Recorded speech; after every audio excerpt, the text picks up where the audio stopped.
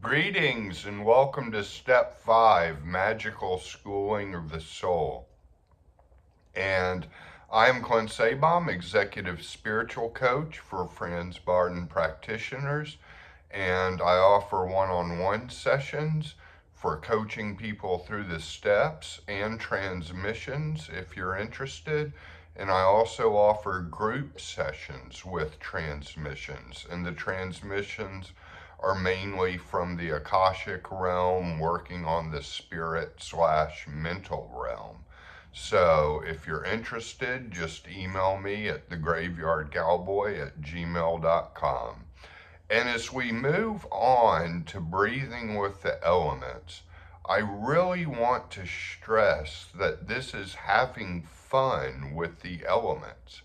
There is no hurry if you're enjoying the ride. To cross off steps like you're going through the list, I don't think that's the best mentality.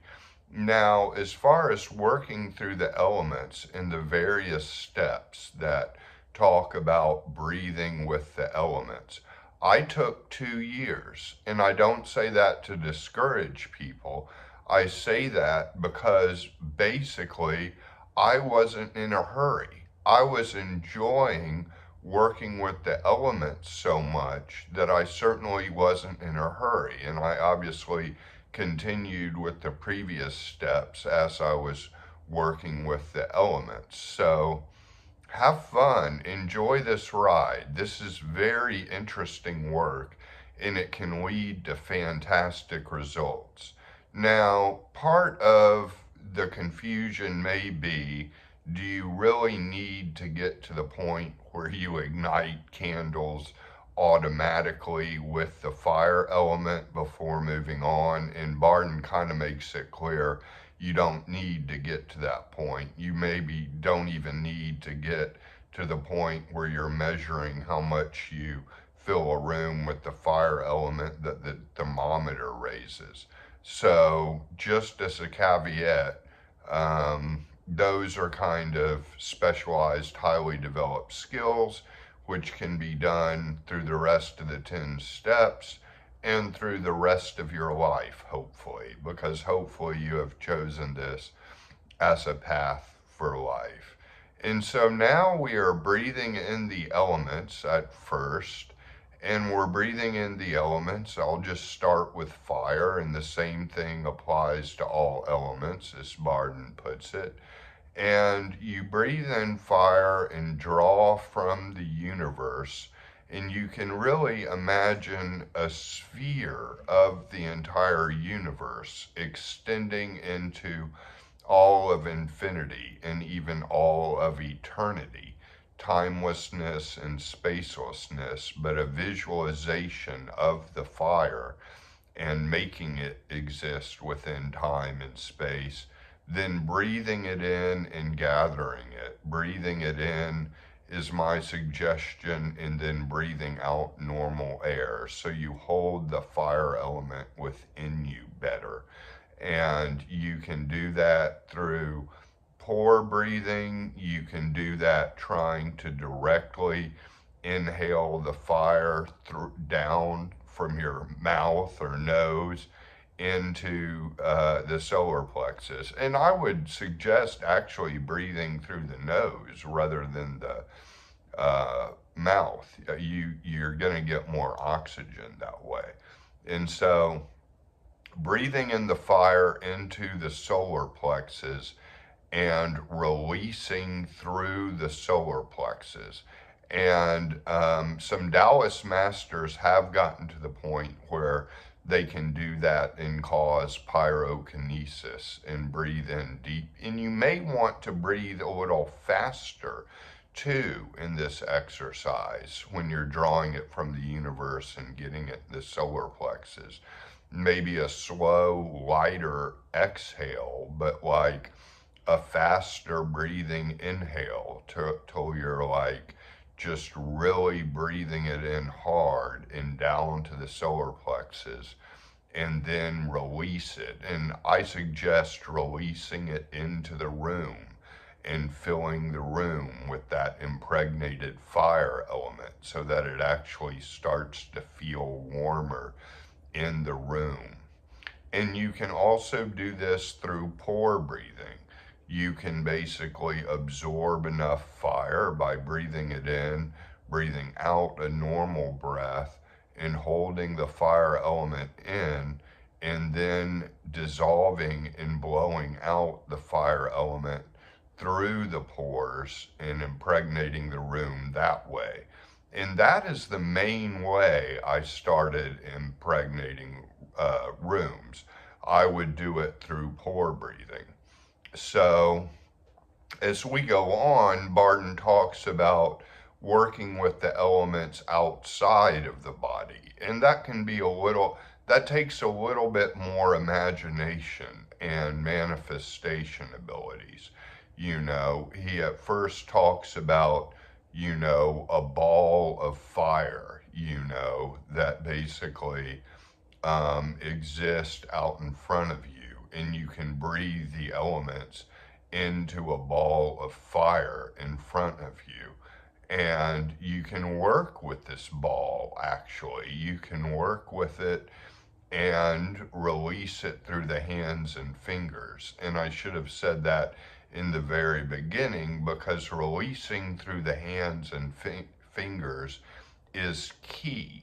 And when you can get to the point of doing that and start to feel a tingling in your fingers, that's really the electromagnetic fluid kicking in. And that is the strongest way. And that's kind of what we want ultimately in all of this playing with the elements. So breathe it in and draw from the universe, but imagine it going to a ball of fire outside of you, and then releasing the fire into the room, or you can release it back to the universe. But you're not drawing it inside your body now. You're drawing it as a ball of fire outside of your body. And so that's what we're working with. And Barton goes on to draw the elements outside of your body with this step. And I personally have found that's actually not as useful as drawing them into your body. I feel like you have a little less control when you're drawing it outside of your body. And in fact, I think Barton is right to put the various stages of this steps in order, because drawing it into the room or outside of your body and feeling it that way does take some more imagination. And I would encourage to work with the body as much as possible through pore breathing or releasing through the element, through the solar plexus, etc., and to work primarily with that before going on to drawing it in and keeping it outside of the body.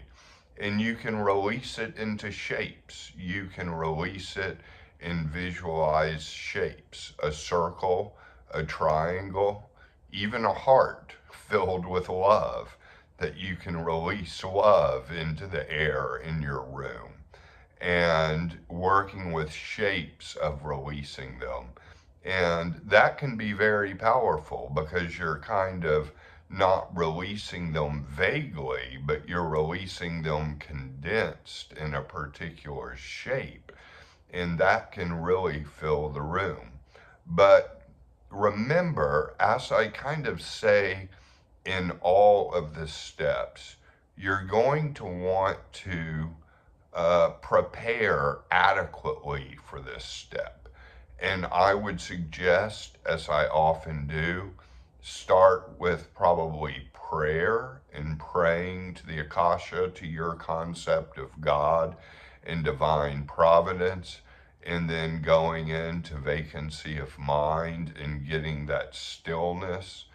And then you can work with the elements better, because the space of your body and your aura is opened up so much better that the lines between the inside and outside are a little more fluid if you're charged up with God and charged up with that here and that great here now and timelessness and spacelessness of living in the now that can kind of come from vacancy of mind.